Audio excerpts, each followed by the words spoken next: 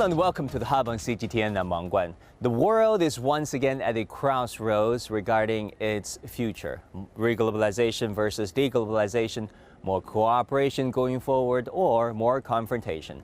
Now welcome to Tongzhou for the first ever Tongzhou Global Development Forum, which attracted the whole range of senior policymakers, diplomats and scholars. CGTN is invited to attend this forum and we caught up with some of the attendees.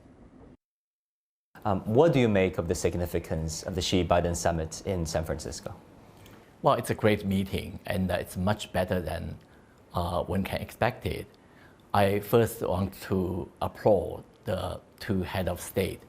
Despite this very difficult environment, a lot of challenges, a lot of risks, they reach this kind of summit. And especially President Xi Jinping, you can see there are a lot of concerns, there are a lot of uncertainties, and also some interest groups may always create a problem. But you look back that over the past 6 months, it's a very clear map. First invite Bill Gates and Dr. Kissinger. These are the non-government people, emphasize people-to-people diplomacy, create a good environment. But if you early on invite some officials, probably will be different atmosphere. Then invite the 4 cabinet members, especially Janet Yellen and also John Kerry, really talk about importance of financial cooperation and the climate change. Then the Commerce Secretary also had a successful visit. Then the Senator Schumer and the bipartisan delegates, because as we know, the Congress is really quite anti-China. So that move certainly also challenges some of the unanimous views about China in the U.S. Congress. But also then the highlight is the governor of California, because he played a very, very important role in the visit. You can see from the arrangement. Then the 2 Chinese officials, senior officials, Wang Yi and He Lifeng, visit the U.S. This is a great map. You're looking back. If the sequence changes, the things will change. So it's a brilliant move, but also deliver an excellent speech and receive a very respectful welcome by various interest groups and by President Biden and his team. That's wonderful. Now for Biden also, it's very, very interesting. So sometimes I wonder whether he invited Xi Jinping and the current kind of China unfriendly American domestic politics, whether he behaved that as a president of the U.S. or as a candidate for the next election. So I think that probably somewhere both play an important role. But most importantly, I think both leaders understand importance of peace, because that the Asia-Pacific region is now, it sounds like an arms race, particularly Japan and South Korea on board, and there's a tendency to establish so-called the Asia version of NATO. This will be a disaster for the region, because that region maintained 40 years of peace, but now could be in jeopardy. But also that as we know, that the Taiwan local election will be coming, and certainly there's a lot of concern, and not so much about intended move, but unexpected incidents, as like both presidents mentioned. But the real highlight in this visit, I believe that is on the AI. I think it's not fully announced. I expect that probably somewhere, sometimes in the near future, both leaders will announce the agreement or the move to promote dialogue in the AI, particularly human control of nuclear weapons in the AI era. This will be fantastic achievement because we know that there's some deterrence in the nuclear age, but in the AI age, it's a mess. When you can argue that this will be eventually will be machine to machine, this will be devastating for humanity. So if the 2 leaders of the 2 most powerful AI countries can reach agreement in this area, the implication, the achievement is really extremely important. Do you think this meeting will somehow put a floor on the downward spiral of China-U.S. relations? Or do you think the problems, more like structural problems, will resurface? They're destined to resurface over time. Well, as you know, that I see U.S.-China relations is not a free fall. Free fall is like doomed to be a conflict. I think any military conflict should be and can be avoided. But the U.S.-China relation is certainly a downward spiral. But this one is try to stabilize. It's not the objective to return to the previous track like 6 or 7 years ago, because the world has changed. Particularly American politics has changed. And so I think you mentioned about structure. This is I have been writing all the time in the past 2 or 3 years. It's nothing to do with individual leaders, although individual leaders are very, very important. And it's to do with the structural challenges, particularly on the U.S. side. For the 3 reasons. One is that the U.S. never experienced this kind of challenges, all comprehensive, militarily, economically, science, technology, you name it. So they feel insecure. This is number one. Compared with the Cold War, the Soviet Union was not that kind of comprehensive challenge. Number 2, related with American domestic situation. If American is in good shape, they don't care about the different political system, different ideology, different economic model. But the U.S. in trouble in terms of bipartisan, vicious partisan politics and economic disparity and ethnic tensions, even cultural war, you name it. So you become even more sensitive about the different model and different political system. So this will not disappear in the near future. And lastly, Chinese middle class from not existed 30-some years ago to now become the largest middle class country in the world with 400 million people belong to the middle class. Even the COVID situation did not change too much. But the US middle class is shrinking from 70% after World War II to 61% in 1970s, now to less than 50%. My colleague at Brookings had a report talk about male workers, their salary, average salary, even lower than 50 years ago. So that explains these people, they supported Donald Trump in the first place. That explains Biden wanted to lift the trade tariff, but could not do that because working class, middle class oppose it. Now they wrongly believe that the Chinese people probably eat our lunch because Chinese middle class is expanding. Now this is wrong perception, but you can understand where they come from. All these 3 things come together, meaning it's very, very difficult to change. But despite all these problems or challenges, I think both leaders are determined to avoid major mistakes, and particularly war and peace, but also China emphasized even in economic domain, you decouple relocation will not serve American interests, and certainly will hurt the U.S. So let's make the cake bigger, and China want to continue to open, welcome American firms, and the business community's warm welcome in that banquet certainly reflects that. So not like some people said that the business group want to withdraw China, but the reality is it's some of the people in the U.S. Congress want to restrain, actually this is things is you really not help your own company. So I think that message resonated very well. But we also should know that the information is not symmetrical. Now, what we receive and the American people receive may be different. At the moment, America obsessed with the 2 possible wars, American involvement, maybe even more conflict in the world. So I think that the Xi Jinping's message certainly will resonate well in some of the sectors in American society. Hopefully, his emphasis on people-to-people exchanges, especially young people's exchanges, will carry a long way to improve relationship in the years to come. This leader summit in San Francisco between President Xi and President Biden culminated in this San Francisco vision. And Foreign Minister Wang Yi also said there are agreements on a whole host of issues covering some 20 areas of cooperation. You've been studying this relationship for decades. What is the prospect of it going forward? If, for example, Taiwan local election will move in a way not good for DPP, and will return to President Ma Ying-jeou or Taiwan leader Ma Ying-jeou's era, then some hawkish people will not let that happen, including those some in Taiwan and some in the U.S. Congress.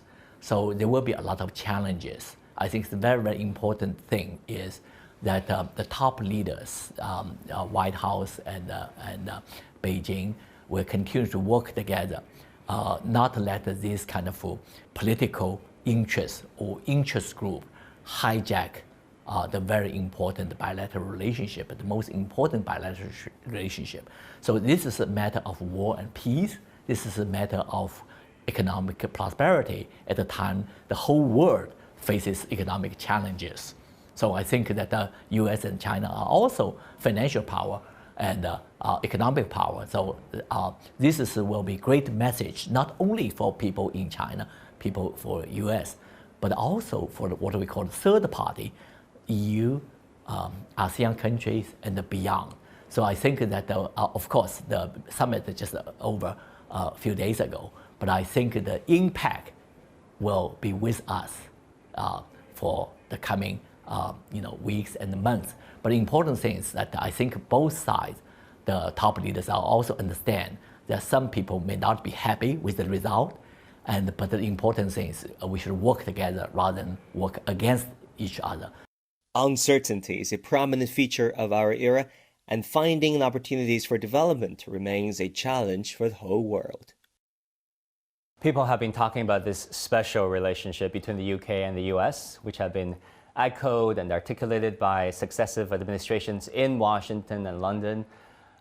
Does that mean the UK will follow in the footsteps, follow in lockstep with the United States militarily and strategically when it comes to dealing with China, or somehow in some areas the UK going forward will have sort of its own strategic autonomy, if you will?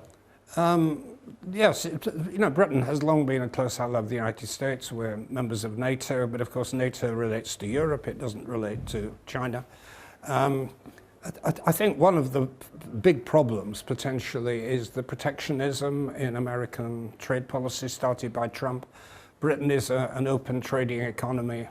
And if Trump were to return and go back to this kind of nationalistic economic policy, there will be a big divergence with Britain and the United States, probably the first time for a long time. And certainly as somebody who is pro-European, I want to see Britain strengthening its relationship again with other countries in Europe. And there's an element of strategic autonomy there. Let's talk about China-UK relations, and one that you helped engineer when you were leading the real economy of the UK, when you were the president of the board of economic departments.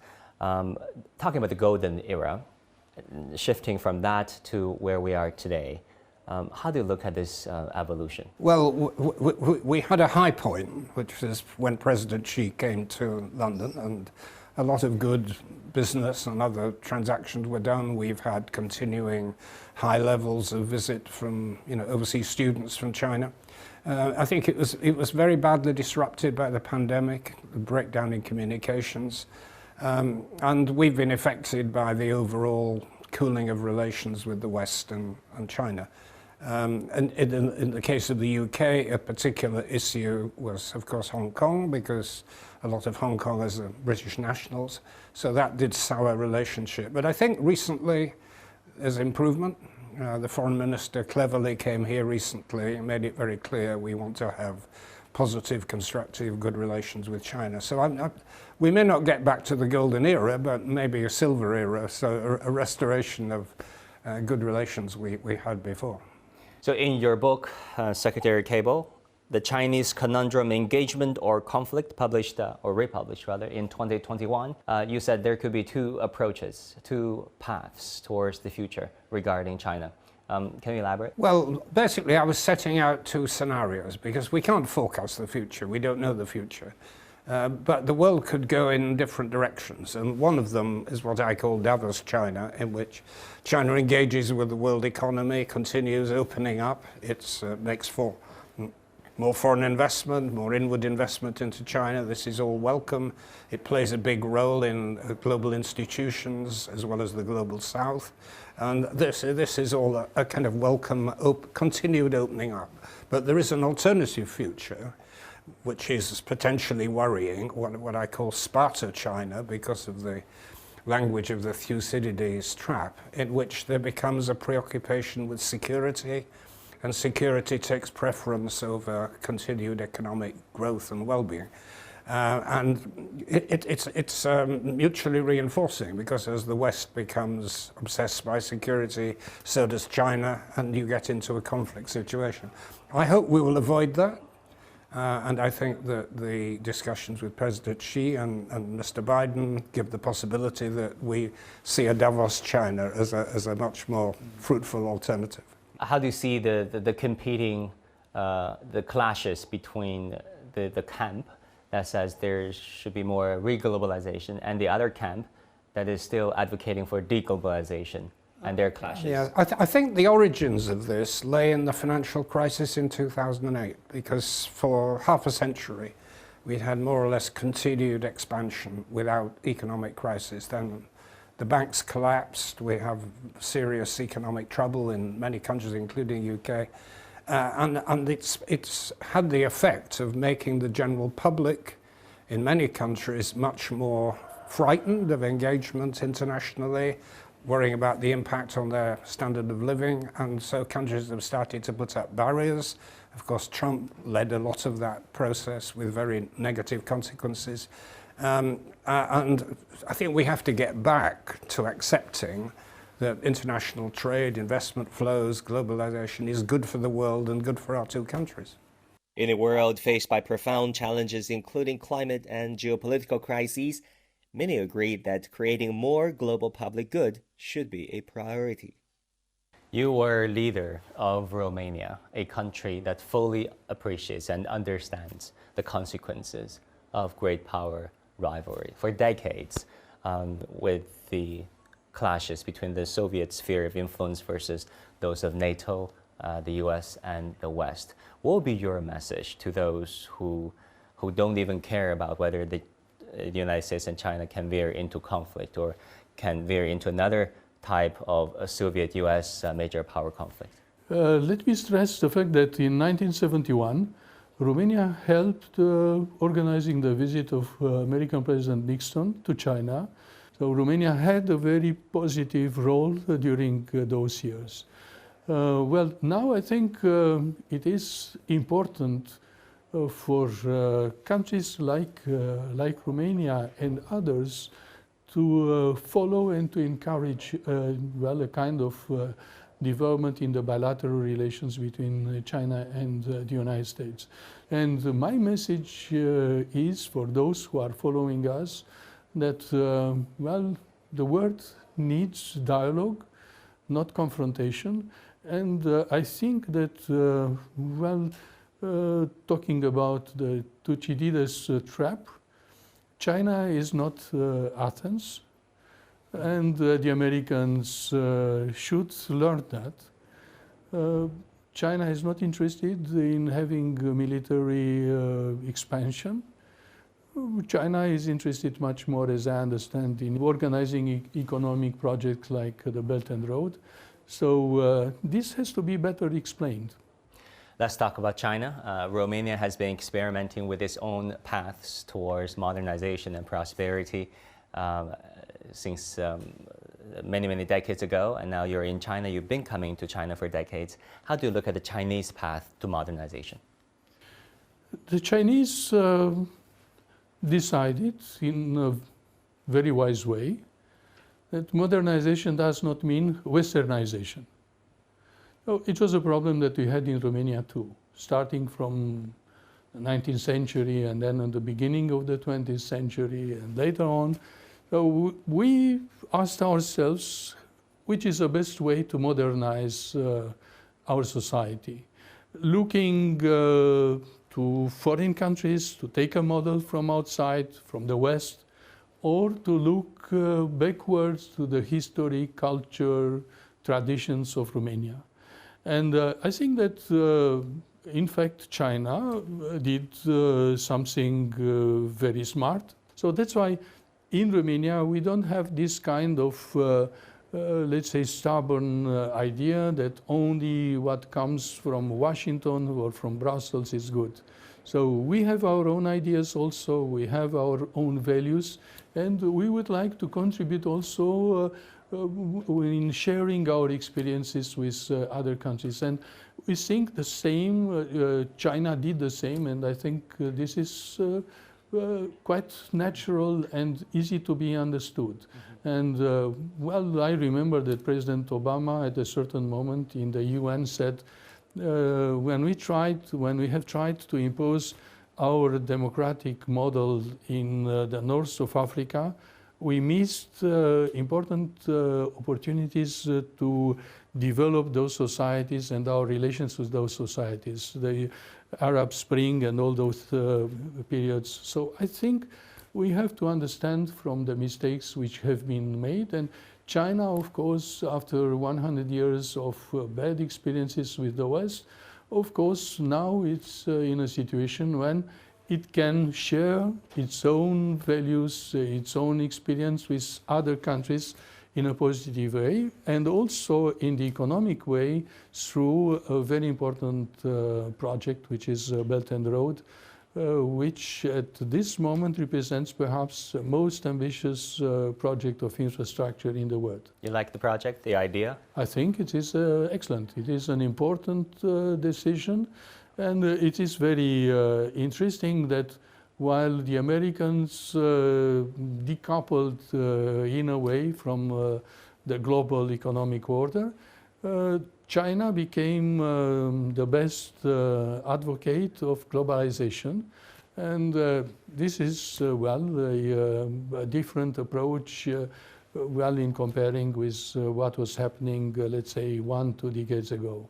Besides the Belt and Road Initiative, Chinese President also proposed other important initiatives that is contributing to global development and to creating a multipolar world.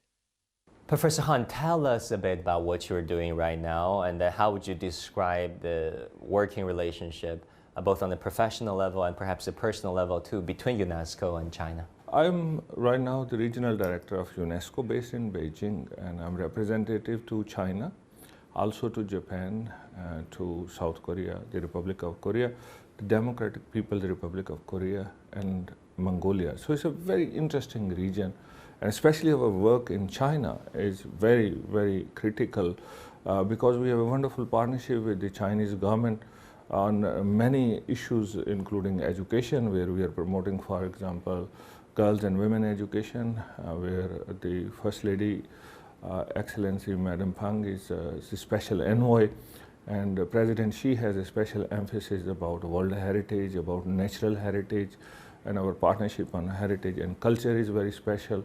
Also in science and technology, and in the areas related to water management, which I have been working on for more than 20 years in China. It's a very special area. The areas of environment, where we have UNESCO biosphere reserves, UNESCO natural heritage sites. We are working together on issues of biodiversity, for example, from Kunming to Montreal, as you know, the Convention on Biodiversity and the national parks, very special in China. But at the same time, geoparks and geoheritage and intangible heritage. So China has the highest number of intangible heritage elements in the world, and very high number, second only in the world right now, 57 World Heritage Sites. So China is a very, very strong partner of UNESCO, and Chinese people, I'm really very delighted that wherever I go, they know UNESCO very well, and the philosophy which have evolved for more than 2,000 years with Confucius, more than 5,000 years with the river culture between the Yellow River and the Yangtze River. So it's a very beautiful, I would say, collaboration about people-to-people exchanges, about shared prosperity, about sharing knowledge, about ecological civilization. How can we bring what is best in China to the world, and what is best in the world to China with knowledge exchanges, and having more friendships with people with difficulties in many of the areas, and people who are making excellent progress. You've been here for nearly 3 years. How do you find the traditional Chinese cultural elements, Chinese philosophies, in perhaps reviving this campaign of making the environment, the society a better place? Chinese have always lived very closely with environment, and that's something very beautiful. Like I recently learned about Shang, Shan, Ro, Shui. Yeah, it's like the greatest virtue is water. And a water expert, I feel like water is a metaphor here. But really, Chinese have lived with the environment for long and learned to live with the environment for long. Ecological civilization is basically an evolution over a long period of time. So this is from Lao's, then Confucius, and then of course coming all the way through different civilizations, and that's where the power of culture, like Grand Canal, you know, is a very interesting, I would say, engineering structure, but it shows the care for water, links several rivers, including Yangtze and Yellow River, from south all the way to the north to the Beijing, and how we have taken care of it over a period of time. Not the transport of goods and services, but at the same time, it has also linked the cities. It has created cultural linkages. So learning over a period of time, and coming back to the Chinese philosophy, and now ecological civilization, the concept President Xi Jinping has given, is a very important thought, a very important area, how you bring ecological management with the civilization, which is the way we live. So, and also we also call it the principles related to sustainable development, social, economic, environmental. But a very important element is culture. So bringing social, economic, environmental and cultural elements together, that brings the ecological civilization and has the link with the nature, and bringing harmony with the diversity. These are very important concepts. Talking about multilateralism, cultural integration is a part of it. What do you think of President Xi's Global Civilizations Initiative that was proposed not so long ago? It's very, I would say, natural evolution. If we want to have a peaceful world, in UNESCO we say we need to have intercultural dialogue. Intercultural dialogue can only be possible if we respect all civilization. As President Xi says, if there is one flower in the garden, it will not bring the spring, you know. All flowers need to bloom, and we need to really appreciate the beauty of all those flowers. So now China has 57 World Heritage Sites. But it's not about numbers and not about World Heritage Sites being only in China versus the rest of the world. And the rest of the world also, we have more than 1,000 World Heritage. But each one of these World Heritage Sites belong to the whole humanity. They have outstanding universal value. Like, for example, a World Heritage Site like the Palace Museum here in Beijing, very beautiful, wonderful, but also it belongs to the whole humanity, and all of us must care for it. The World Heritage, like Mohenjo-daro in Pakistan along the Indus River, it shows more than 4,000 years of this civilization, very beautiful. It belongs to the whole humanity. Or Angkor Wat in Cambodia, it belongs to everyone, and all of them are interconnected globally. So what we learn from one place, we can apply in another place, and also by bringing people together, like the 44th extended session of the World Heritage Committee was in Fuji, and I was there. Very well organized, even during COVID, and a wonderful meeting which brought together the world. There was a new World Heritage Site in China, Quanzhou. I will be visiting Quanzhou very soon. About so many sites within a site, and the history which links Quanzhou with Asia and the rest of the world. So very beautiful, but at the same time, I think the message is that by working together, by respecting all cultures, that's what Global Civilization Initiative is. Only then the world can progress. And that will do it for this edition of The Hub on CGTN. Thank you so much for tuning in. I'm Wang Guan in Beijing. I'll see you again soon.